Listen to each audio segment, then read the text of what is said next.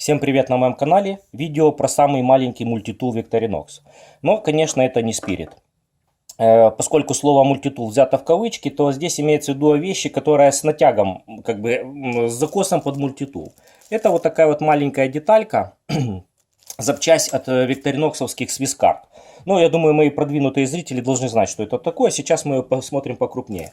Я ее уже давно видел, когда она появилась отдельной запчастью, потому что она входит в состав викториноксовских Swisscard. Что такое Swisscard? Это такая карточка пластиковая, которую можно вставлять в кошелек. И в ней есть пинцеты, зубочистки и все такое. Я долго думал, нужна она мне или нет, покупать или нет. И, собственно, так я ею не обзавелся. Вот. Но в более продвинутых Swisscard'ах есть вот такая вот запчасть. Она представляет собой 4 отверточки. 2 крестовых, больше-меньше, и 2 плоских, шлицевых. Тоже больше-меньше. И, скажем, цена 100 гривен. Вот ее название. Отвертка Victorinox Quattro для Swisscard A7235. Значит, 100 гривен дорого, потому что в интернет-магазинах дешевле, но штука в том, что доставка новой почты это минимум 40 гривен будет. Поэтому даже если в интернете она там 80-70, то нет смысла ее все равно покупать, даже ее выгоднее купить в городском магазине за 100. Вот она вот так выглядит, вот так симпатично. Знаменитая викториноксовская нержавейка полированная. На ней, видите, так замечательно написано Victorinox.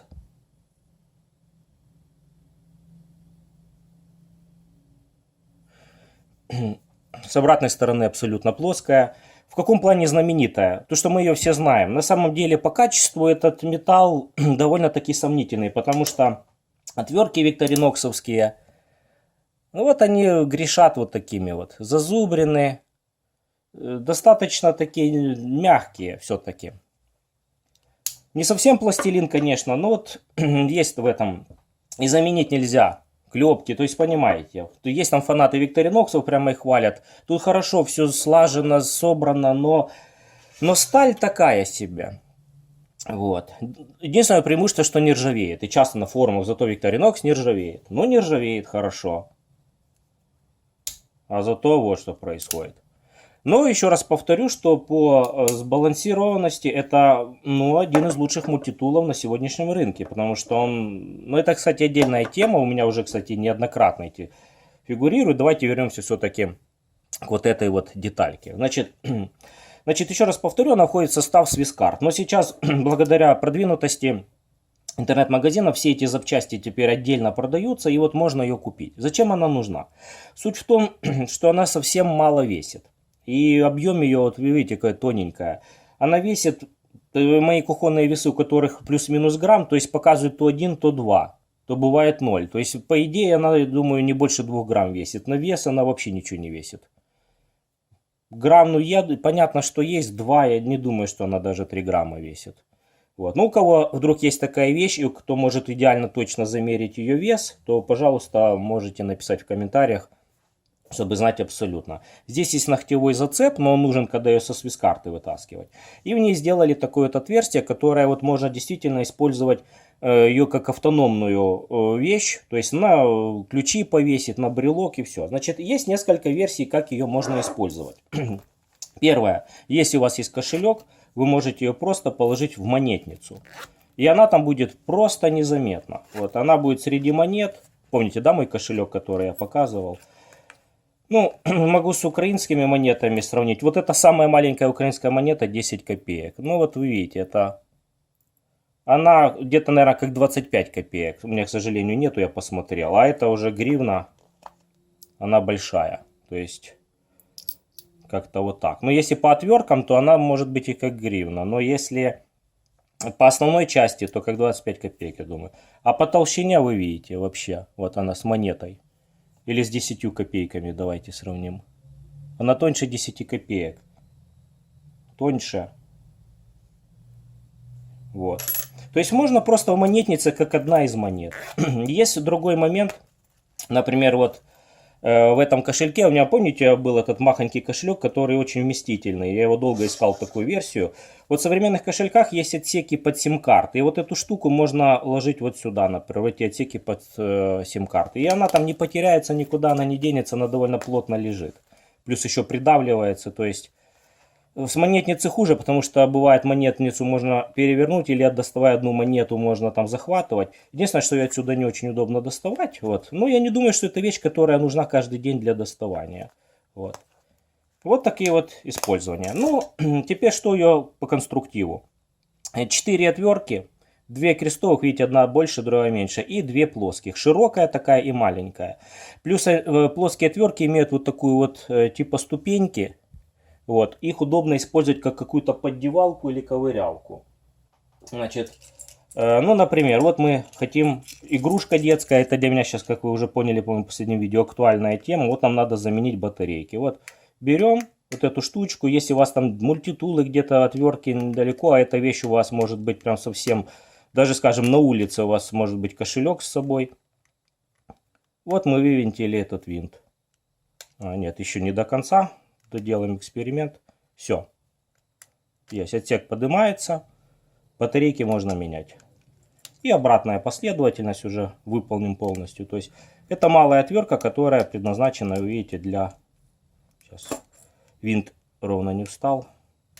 Вот, которая предназначена для, ну, вот таких вот, скажем, мелких винтов. Может быть, может даже широкая здесь получится. Не, так сказать, колодец уже. Вот. Идея этой вещи в том, что она за счет такой ширины, хоть она и маленькая, она позволяет создать рычаг при кручении. Понимаете, можно похожую ситуацию взять, например, с лизермановской битой. То есть, по идее, знаете, можно было бы взять, например, вот лизермановскую биту, крест плоская, и нечто похожее получить. Но здесь, но вы лизермановской битой, хоть она и плоская, не получите вот такого рычага. Здесь нету такого крестика или еще чего-то, чтобы можно было провернуть силой. А здесь вот этой ширины достаточно. То есть вы так хватаете и можете за счет вот этих вот широких частей сделать хорошее прокручивание. То есть широким можно более крупный винт, я это уже тоже проделывал. Вот, например, там плинтус, не плинтус этот, наличник прикручивать, можно раскрутить, все нормально.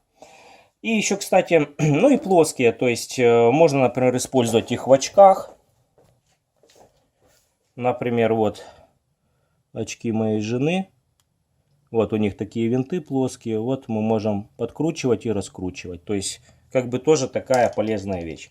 А насчет отверстия, еще можно носить ее не только, забыл сказать, не только в монетнице, но можно носить и на ключах. Тоже, помните, ключница была у меня в каком-то обзоре.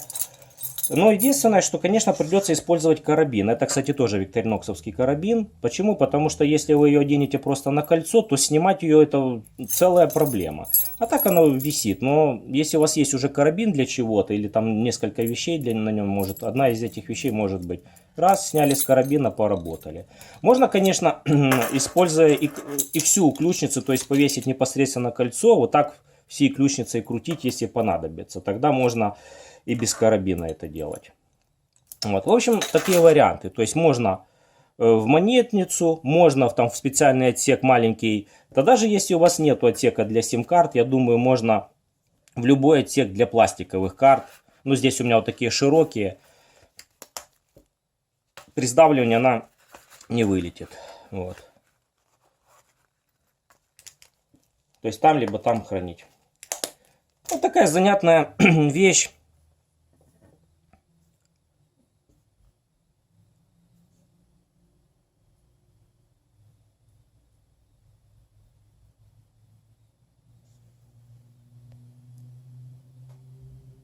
Знаете, своеобразный такой сувенир. И Victorinox, и бренд, и Швейцария, и все такое. То есть и приятно, и не так и дорого стоит. И зато у вас всегда есть какая-никакая отверточка. Конечно, здесь нету клинка, здесь нету ножниц. Но вот 4 отверточки довольно-таки полезная вещь. Все, всем спасибо за просмотр. Всем пока, комментируйте.